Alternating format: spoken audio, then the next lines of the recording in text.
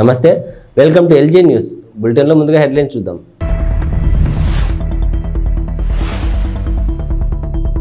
గిద్దలూరు ఎన్నికల రిటర్నింగ్ అధికారిని నాగజ్యోతి ఆధ్వర్యంలో స్వీప్ అవగాహన ర్యాలీ.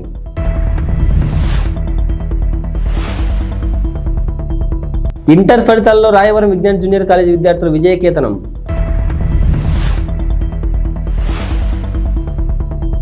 కొంగు చాచి అడుగుతున్నాము, న్యాయం చేయండి వైఎస్ షర్మిలారెడ్డి.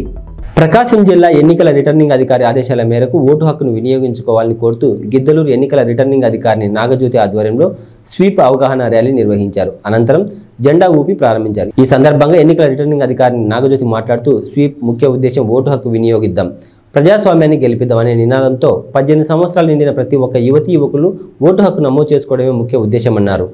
18 సంవత్సరాలు నిండిన యువతీ యువకులు ఎవరైనా ఓటు నమోదు చేసుకోకపోతే మరో చివరి అవకాశం ఉందని, ఖచ్చితంగా ఓటును నమోదు చేసుకుని భారత ప్రజాస్వామ్య పరిరక్షణ కోసం ప్రతి ఒక్కరూ తమ కర్తవ్యాన్ని గుర్తించి ఓటు వేయాలన్నారు.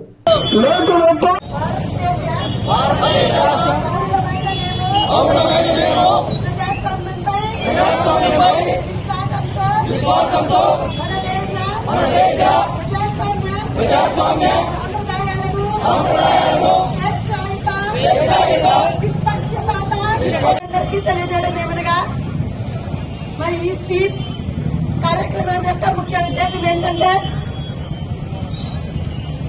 మొదటగా 18 సంవత్సరాల నిండిన ప్రతి ఒక్కరూ వారికి ఓటు కోసం అప్లై చేసుకుని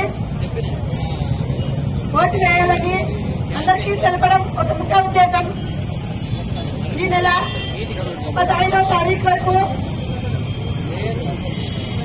మార్చి 15 నాటికి 18 సంవత్సరాలు నిండిన వాళ్ళు కొత్తగా అప్లై చేసుకోవడానికి ఇంకా అవకాశం ఉంది.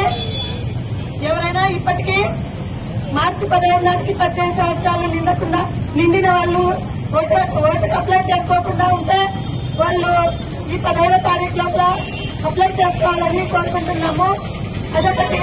ప్లస్ ఎవరికి కూడా ఎటువంటి భయభ్రాంతులకు లోను కాకుండా, ఎటువంటి ప్రలోభాలకు లొంగకుండా వారి మనస్సాక్షికి విలువ ఇచ్చి వారి ఓటును వినియోగించుకోవాలని కోరుకుంటున్నాము.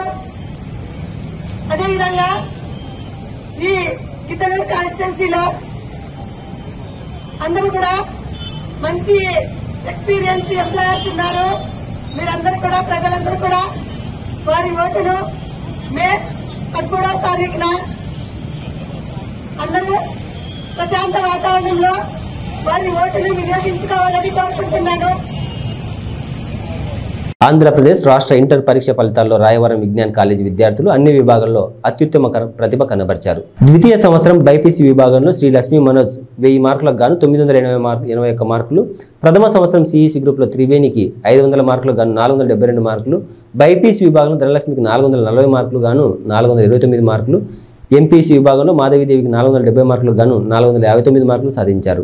400 మార్కులు పైబడి వచ్చిన విద్యార్థులు 25 మంది. ద్వితీయ సంవత్సరం బైపీసీ విద్యార్థిని లిఖిత ఇంటర్మీడియట్ విద్యార్థులతో హెచ్సిఎల్ కంపెనీకి ఎంపిక కాబడినదని ప్రిన్సిపల్ అచ్చిరెడ్డి తెలిపారు. ఈ సందర్భంగా ఎమ్మెల్యే డాక్టర్ సతీష్ సూర్యనారాయణ విజయం సాధించిన విద్యార్థులను అభినందించారు. గ్రామీణ ప్రాంత విద్యార్థులకు అతి తక్కువ ఫీజులతో అత్యున్నతమైన విద్యను అందిస్తున్న విజ్ఞాన్ కాలేజీ డాక్టర్ అమ్మిరెడ్డి మిత్ర బృందాన్ని అభినందించారు. కొంగు చాపి అడుగుతున్నాం, మీ ఆడబిడ్డలను అడుగుతున్నాం, మాకు న్యాయం చేయండి అంటూ ఓవైపు రాజశేఖర రెడ్డి బిడ్డ నిలబడింది. రాజశేఖర రెడ్డి తమ్ముడు వివేకానంద హత్య చేయించిన అవినాష్ రెడ్డి ఇంకోవైపు నిలబడ్డాడు. మీకు ఎంపీగా రాజశేఖర రెడ్డి బిడ్డ కావాలా, అవినాష్ రెడ్డి కావాలా తేల్చుకోండి అని పిసిసి అధ్యక్షురాలు, కడప ఎంపీ అభ్యర్థి వైఎస్ షర్మిల పులివెందుల నియోజకవర్గ ప్రజలను కోరారు. ఓవైపు న్యాయం ధర్మం, ఇంకోవైపు అధికారం డబ్బు ఉన్నాయన్నారు. కడప నుంచి ఎంపీ అభ్యర్థిగా పోటీ చేస్తున్న షర్మిల న్యాయయాత్ర పేరిట ఎన్నికల ప్రచారానికి శ్రీకారం చుట్టిన విషయం తెలిసిందే. ఇందులో భాగంగా సొంతగడ్డ పులివెందుల నియోజకవర్గం పరిధిలోని వేంపల్లె, వేముల లింగాల, సింహాద్రిపురం, పులివెందుల్లో ఆమె బస్సు యాత్ర నిర్వహించారు. ఈ సందర్భంగా పులివెందుల్లో ఆమె మాట్లాడుతూ తీవ్ర భావోద్వేగానికి గురయ్యారు. పులివెందులలోని వెంకటేశ్వర స్వామి టెంపుల్ వద్ద బహిరంగ సభకు మేము వస్తున్నామని చెప్పి లైట్లు తీసేశారట. లైట్లు లేవంటే జగన్ ఫెయిల్ అయినట్లే, లైట్లు కావాలని తీసేశారు అంటే అవినాష్కు భయం పట్టుకున్నట్లు అని వ్యాఖ్యానించారు. కొంగు చాచి అడుగుతున్నాం,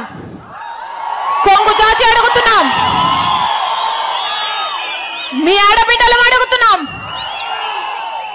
రాజశేఖర రెడ్డి బిడ్డ అడుగుతుంది, వివేకానంద రెడ్డి బిడ్డ అడుగుతుంది, మా కొంగు చాచి అడుగుతున్నాం, న్యాయం చేయండి, న్యాయం చేయండి.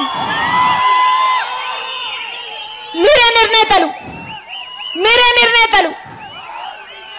ఒకవైపు రాజశేఖర రెడ్డి బిడ్డ నిలబడింది, ఇంకోవైపు రాజశేఖర రెడ్డి గారి తమ్ముడిని వివేకానంద రెడ్డి గారి హత్య చేయించిన అవినాష్ రెడ్డి గారు ఇంకోవైపు నిలబడ్డారు.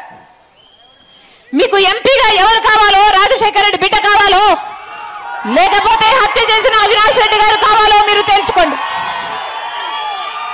ఒకవైపు న్యాయం ఉంది, ఇంకోవైపు అధికారం ఉంది. ఒకవైపు ధర్మం ఉంది, ఇంకోవైపు డబ్బు ఉంది. మీరు ఏ వైపు నిర్ణయించుకోవాల్సిన సమయం వచ్చింది. నేను రాజశేఖర రెడ్డి బిడ్డను. పులి కడుపున పులే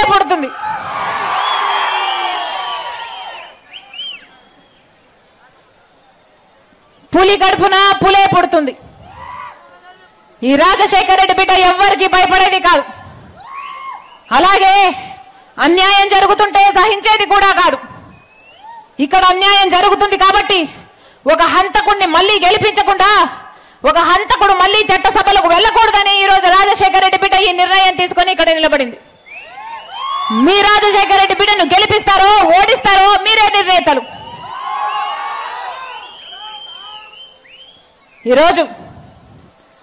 ఈ రోజుటికి 4 రోజులైంది కడప ఎంపీగా నేను నిలబడుతున్నాను అని. నేను కడప పార్లమెంటు స్థానంలో తిరగబట్టి 4 రోజులైంది. 4 రోజులు అయిందో లేదో ఈ రోజు వచ్చిన వార్త అవినాష్ రెడ్డి గారిని కర్నూలు జిల్లా ఆలూరు తాలూకా హోలగుంద మండల కేంద్రంలో టీడీపీ, జనసేన, బీజేపీ కూటమి అభ్యర్థి వీరభద్రగౌడ తనయుడు గిరీష్ మల్లేష్ గౌడ ఎన్నికల ప్రచారం నిర్వహించారు. ఈ సందర్భంగా అయోధ్యనగర్లో ఘన స్వాగతం పలికారు. అనంతరం కార్యకర్తలతో గడప గడపకు ప్రచారం చేస్తూ సైకిల్ గుర్తుకే ఓటు వేయాలని కోరారు. ఈ కార్యక్రమంలో టీడీపీ, జనసేన, బీజేపీ కార్యకర్తలు పాల్గొన్నారు.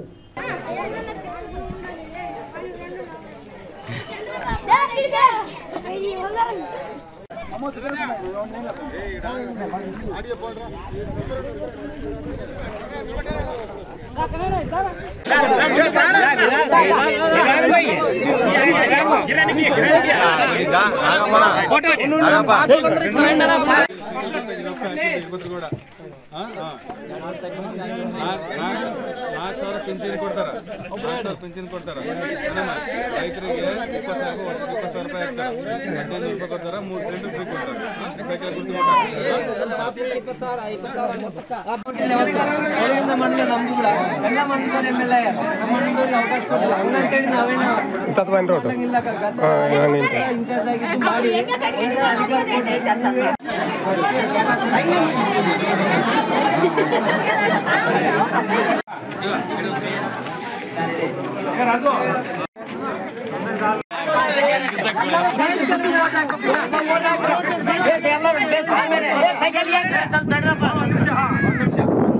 ಬಾಬು ಶಿವರೆಡ್ಡಿ ಭವಿಷ್ಯತ್ ಗ್ಯಾರಂಟಿ ಕೇಳಾಗ ನಮ್ಮ ಚಂದ್ರಬಾಬು ನಾಯ್ಡು ಸೂಪರ್ 6 ಅಂಬದು ಇಟ್ಟಾರಕ್ಕ.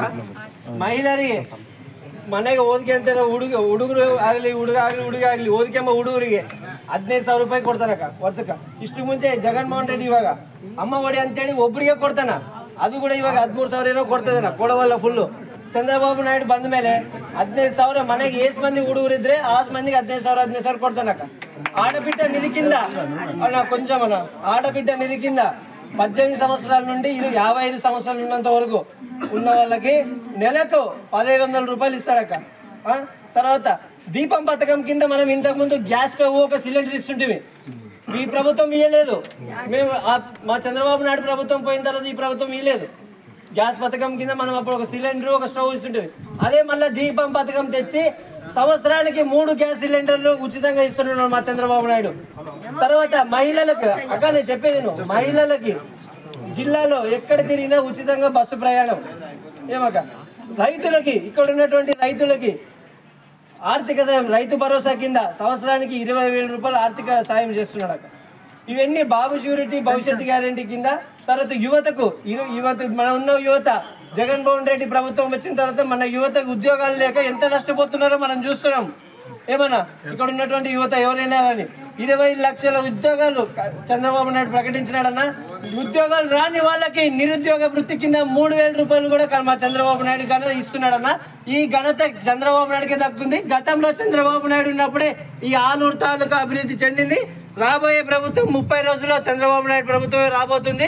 మీరు దయచేసి ఈ 5 సంవత్సరాలు ఎవరికైతే ఓటేసి మోసపోయారో ఈసారి సైకిల్కి ఓటేసి గెలిపించండి. తెలుగుదేశం పార్టీ అభ్యర్థిగా ఒళ్ళుగుంద మండలం వాసునిగా వీరభద్ర గౌడ్ నిలబడినాడు. ఒకటి గురువ మా నాగరాజని నిలబడినాడు ఎంపీకి, ఒకటి ఎమ్మెల్యేకి. 2 సైకిల్ ఓటేసి గెలిపించండాక మీ పనులు ఏమున్నా చేస్తామక. రైల్వే శాఖ మాజీ కేంద్ర సహాయ మంత్రి కోట్ల సూర్యప్రకాష్ రెడ్డి వైసీపీ నాయకులకు వార్నింగ్ ఇచ్చారు. ఆర్థిక శాఖ మంత్రి బుగ్గన అనుచరుడు డోన్ మండలం కమలాపురం సర్పంచ్ అర్జున్ రెడ్డి తన అనుచరులతో కలిసి కోట్ల సూర్యప్రకాష్ రెడ్డి సమక్షంలో తెలుగుదేశం పార్టీ కండువా కప్పుకున్నారు. ఈ నేపథ్యంలో భారీ ఎత్తున ర్యాలీ నిర్వహించారు. ఈ సందర్భంగా మాట్లాడుతూ అర్జున్ రెడ్డికి అలాగే ఆయన అనుచరులకు తన కుటుంబం అండగా ఉంటుందని హామీ ఇచ్చారు. వైసీపీ నాయకుల కేసులకు భయపడమని ఆయన హెచ్చరించారు. డోన్ నియోజకవర్గంలో తాగునీటి సమస్య అధికంగా ఉందని, తాము అధికారంలోకి వచ్చిన వెంటనే తాగునీటి సమస్యను తీరుస్తామని హామీ ఇచ్చారు. కుటుంబాలు కూడా అదే మంచి కుటుంబాలు. కొన్ని కారణాల వల్ల రాష్ట్రం విడిపోయినాక మేము కర్నూలు పోయినా కాబట్టి ఇక్కడ కొన్ని ఇబ్బందులు వచ్చాయి. దాన్ని దృష్టి పెట్టుకొని మన కర్నూలులో నేను ఎంపీగా 3 సార్లు పోటీ చేశాను. ఈసారి కురువాళ్ళకి ఇచ్చాను. నేను ఏ కులానికి వ్యతిరేకం కాదు. చంద్రబాబు నాయుడు పిలిపించి మీరు జోన్లో పోటీ చేయండి, జోన్లో పరిస్థితి బాగాలేదు అంటే ఇంతవరకు వచ్చాను. అయితే ఈరోజు జోన్లో బ్రహ్మాండమైన రెస్పాన్స్ వస్తుంది. గతంలో మేము చేశాం. గతంలో మా నాన్నగారు ఎమ్మెల్యే చేశారు, నా భార్య చేసింది, నేను కూడా ఎంపీ చేశాను. కాబట్టి అన్ని గ్రామాలకు సంబంధం ఉన్నాయి. చాలా మంది సంతోషపడతారు. మళ్ళీ మా సొంత ఇంట్లో మేము పోయినట్టు ఫీల్ అవుతారు అన్ని కులాలు కూడా.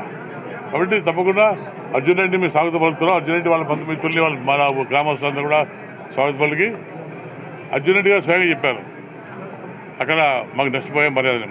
కానీ ఏనాడు కూడా ప్రకాష్ రెడ్డి తెలుగుదేశం రెడ్డి నష్టపోయేది ఎవరు చెప్పట్లేదు, మహిళలు కానీ. ఇక్కడ లారీ ట్రాన్స్పోర్టర్స్ కానివ్వండి, మార్కెట్ కానివ్వండి, రకరకాల ఇబ్బందులు పెడతారు. పోలీసులు పెట్టుకొని వాళ్ళ పేరు పెట్టి భయపడుతున్నారు. వాస్తవమే. మళ్ళీ చేస్తుంటే ఎలక్షన్ కమిషన్ ఏం చేస్తుంది, పోలీసులు ఏం చేస్తారు. పోలీసులు తొత్తులు. నేను కూడా పోలీసులకి మరొకసారి వార్నింగ్ ఇస్తున్నా. మీ కాలం దగ్గరికి అయింది. వచ్చేది తెలుగుదేశం పార్టీ కాబట్టి దయచేసి మీరు పార్షల్ లేకుండా వర్షంగా ఉంటే బాగుంటుంది, లేకపోతే సైన్ గురించి తెలిసి వస్తుంది. తప్పకుండా అర్జునుడి బాగా సహకారం ఉంటాయి. అర్జునుడి ఇబ్బంది వాళ్ళ మనుషులుగా వాళ్ళకని మమ్మల్ని నమ్మని ఎవరు కూడా అన్యాయం చేయకుండా తప్పకుండా వాళ్ళ వ్యాపారం కానివ్వండి ఏమైనా కానీ మేము అభివృద్ధిలో తోడ్పడతాం. తప్పకుండా భయం లేకుండా ప్రశాంతంగా మనతో కలిసి గెలిపించుకుంటామని చెప్పి మీ తప్పని కోరుకుంటున్నాం.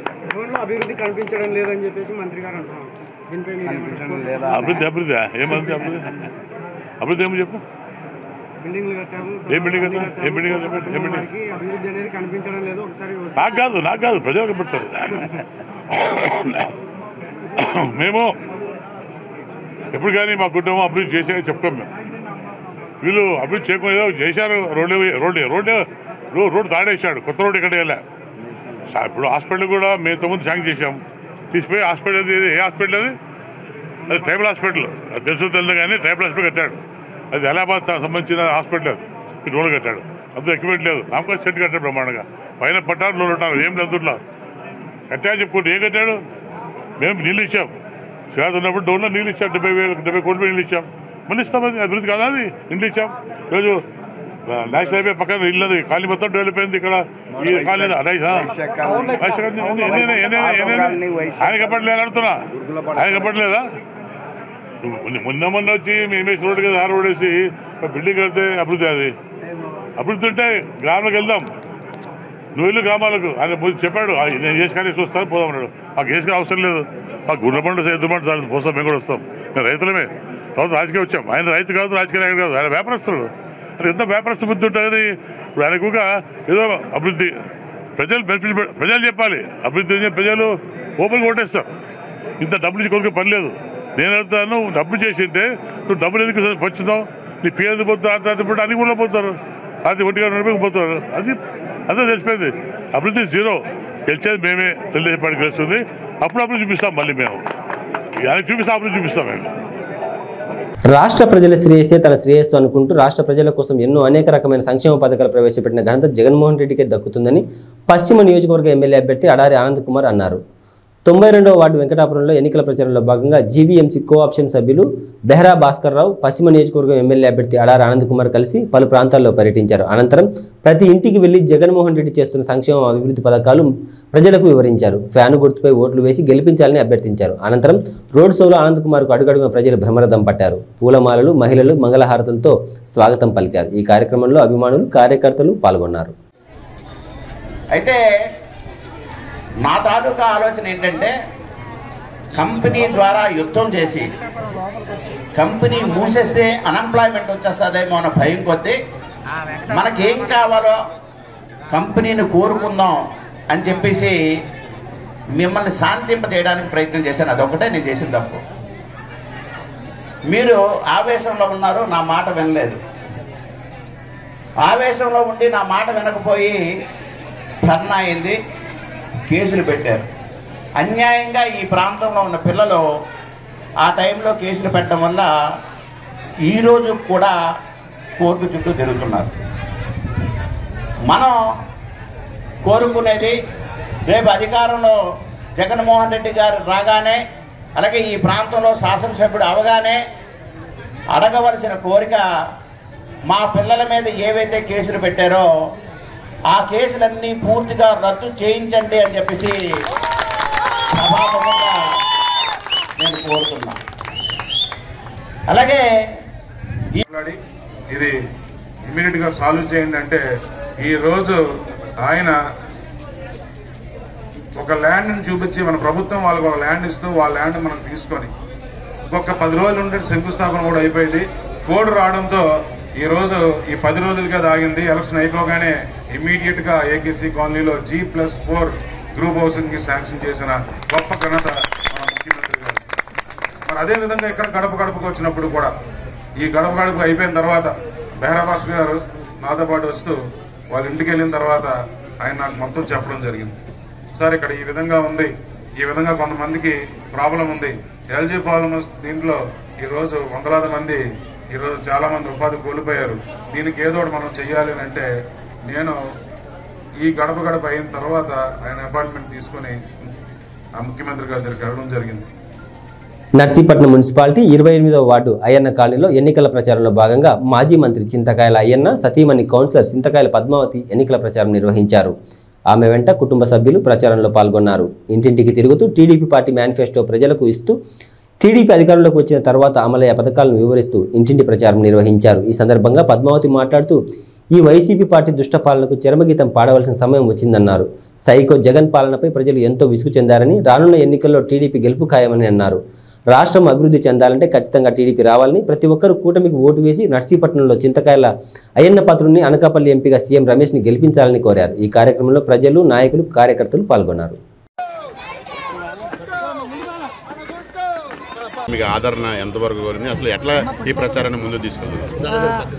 అసలు ప్రతి దగ్గర మహిళలు ఎంతో సంతోషంగా ఫస్ట్ మోడీ అని చెప్పగానే వాళ్ళ మొహాల్లో చిరునవ్వు వస్తుందండి. తప్పకుండా మేము బీజేపీకి వేస్తాం, సీఎం రమేష్ గారిని గెలిపిస్తాం, అలాగే సైకిల్ గుర్తుకేసి చంద్రబాబు నాయుడిని సీఎం చేస్తామని ప్రతి ఒక్కరూ ముందుకొచ్చి చెప్తున్నారు. ఇక్కడ 5 ఏళ్లలో మేము ప్రతి రోడ్డు మేము సిమెంట్ రోడ్లు అన్నీ చూస్తూ ఉంటే సిమెంట్ రోడ్లు మధ్యలో కట్ చేసేసారండి. సిమెంట్ రోడ్లు కట్ చేయక్కర్లా, కట్ చేసి అంటే ప్రతి ఊర్లో రోడ్లు లేవు, బ్రిడ్జిలు లేవు, అభివృద్ధి అనేది చాలా జీరో చేసేసారు. అభివృద్ధే లేదు ఈ 5 ఏళ్లలో. అంటే మోడీ గారు ఏం చెప్పారంటే స్వచ్ఛ భారత్ అన్నారు. ఎక్కడండి అనకాపల్లిలో చూస్తే ఎక్కడ అంత డ్రైనేజ్ దోమలు, విపరీతమైన దోమ. ఎందుకు చేయలేకపోయినారు ఈ 5 ఏళ్ళు? ఎలాంటి అభివృద్ధి లేదు. కాకపోతే జనాల్లో మాత్రం అవేర్నెస్ చాలా బాగుందండి. ఈసారి ఖచ్చితంగా మేము చంద్రబాబు నాయుడిని సీఎం చేస్తాం. అనకాపల్లి నుంచి ప్రధానమంత్రికి ఒక బహుమతిగా మేము ఇస్తామని. 2 ఓట్ల క్యాంపెయిన్ ఎట్లా బాగానే చాలా అవేర్నెస్ ఉందండి. పెద్ద ముసలి వాళ్ళు కూడా, చదువు ఏం లేని వాళ్ళు కూడా నేను మోడీకి ఓటు అంటే సీఎం రమేష్ గారికి ఓటేస్తామంటున్నారండి. అంత అవేర్నెస్ ఉంది. నేను రమేష్ గారిని గుర్తుపడతారా లేదనుకుని మోడీ గారికి కమలం గుర్తుంటే మాకు సీఎం రమేష్ గారు తెలుసని మేము సీఎం రమేష్ గారికి ఓటేస్తాం. చిన్న చిన్న ఊర్లు నిన్న పాయకరావుపేటకి వెళ్ళాం. అందులో ఒక ముసలాం వచ్చింది మా దగ్గరకు వచ్చి చంద్రబాబు నాయుడిని జైల్లో పెట్టారు అని ఎంత బాధతో ఏడుస్తూ చెప్తుందంటే అట్లాంటి వాడిని మేము ఊరికే వదిలిపెట్టాము అని కసిగా ఉన్నారండి. అంటే ఏ తప్పు చేయకుండా బాబు గారిని తీసుకెళ్లి జైల్లో పెట్టారు అనేది జనాల్లో చాలా ఉందండి, అవేర్నెస్ ఉంది. మనమేం ప్రత్యేకంగా ఇది కొత్తగా మన 2 గుర్తులు అని కన్ఫ్యూజన్ కూడా లేదండి, జనాల్లో చాలా క్లియర్గా ఉన్నారు అందరూ. మళ్ళీ యూత్ కూడా చాలా, అంటే యూత్లో ఇక్కడ మెయిన్గా అనకాపల్లిలో యూత్కి జాబ్స్ లేవు. యూత్ అందరూ కూడా ఎక్కడికి పోయినా ఫస్ట్ ఓటు మాకు మోడీకి సైకిల్కు వేస్తాము అని చెప్పి అందరూ చెప్తా ఉన్నారండి. ధర్మాన ప్రసాదరావు నాయకత్వంలో ఆయన నివాసం వద్ద పలువురు వైఎస్ఆర్సీపీ పార్టీలో చేరారు. దాదాపు 150 మంది కుటుంబాలు కండువా కప్పుకొని పార్టీలో చేరారు. ఈ సందర్భంగా మాట్లాడుతూ రాజధాని విశాఖపట్నం రాబోతుందని, జగన్మోహన్ రెడ్డి మరలా ముఖ్యమంత్రి అయితే అందరికీ మంచి జరుగుతుందని అన్నారు. ఈ కార్యక్రమంలో నాయకులు, కార్యకర్తలు పాల్గొన్నారు. వైఎస్ఆర్ కాంగ్రెస్ పార్టీని ఎంచుకోవడం ముఖ్యంగా యువకులైనటువంటి వాళ్ళు సరైన నిర్ణయం చేశారని మహేంద్రని, ఆయన స్నేహితుల్ని నేను అభినందిస్తూ ఉన్నాను. ఊరకనే టీవీల్లో ఏ పార్టీకి ఆ పార్టీ చేసుకునేటువంటి ప్రచారాల కంటే, బూటకపు మాటల కంటే కళ్ళెదురుగా కనిపిస్తున్నటువంటి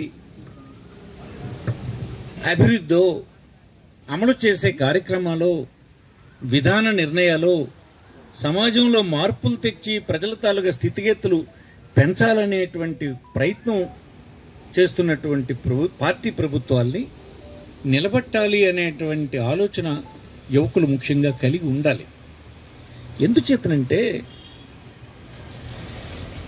ప్రజాస్వామ్య దేశాల్లో ప్రజల తాలూకా ప్రమాణాలు, జీవన ప్రమాణాలు, వాళ్ళ భవిష్యత్ అంతా పాలించేటువంటి రాజకీయ పార్టీల చేతుల్లోనే ఉంటుంది.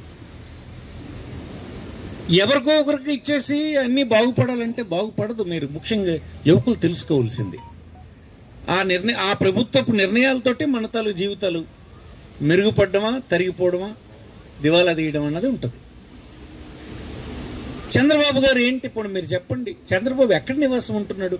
ఇక్కడికి వచ్చిన పిల్లలందరూ మీరు గమనించారా? ఎక్కడ ఉంటాడో ఈ కుర్రాలు చెప్పాలి నాకు.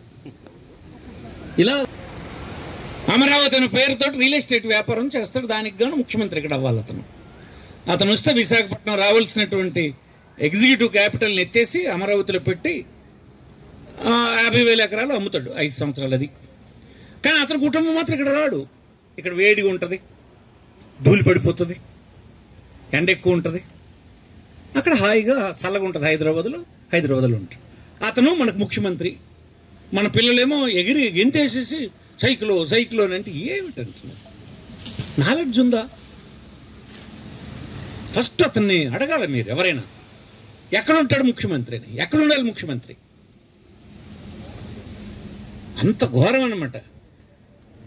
అసలు తెలుగుదేశం తాలూగా నిర్ణయం ఏంటి నాయనా చెప్పమను.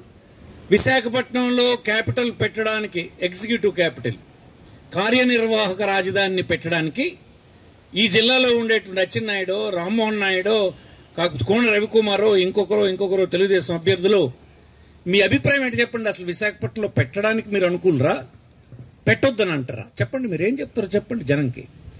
ఓటేమని అంటున్నారు కదా, ఓటేసే ముందు మీరు చెప్పండి, విశాఖపట్నంలో ఇది పెట్టడం మీరు అనుకూలమా, ఎత్తేస్తారా? ఇక్కడిది మన గవర్నమెంట్ వస్తే, మీ అందరూ సమర్థించినటువంటి వైఎస్ఆర్ కాంగ్రెస్ పార్టీ వస్తే మన విశాఖపట్నంలోనే క్యాపిటల్ని, రాజధానిని పెట్టించడం జరుగుతుందని ముఖ్యమంత్రి గారు చెప్పారు. ఇది మీరు ఇంటింట ప్రచారం చేయండి. వాళ్ళు చెప్పరు. ఆ ముఖ్యమంత్రి గారు ఎవరు? పాత ముఖ్యమంత్రి గారు, వైఎస్ఆర్ తెలుగుదేశం పార్టీ అధ్యక్షులు చంద్రబాబు గారి రియల్ ఎస్టేట్ వ్యాపారానికి సపోర్ట్ చేస్తారు.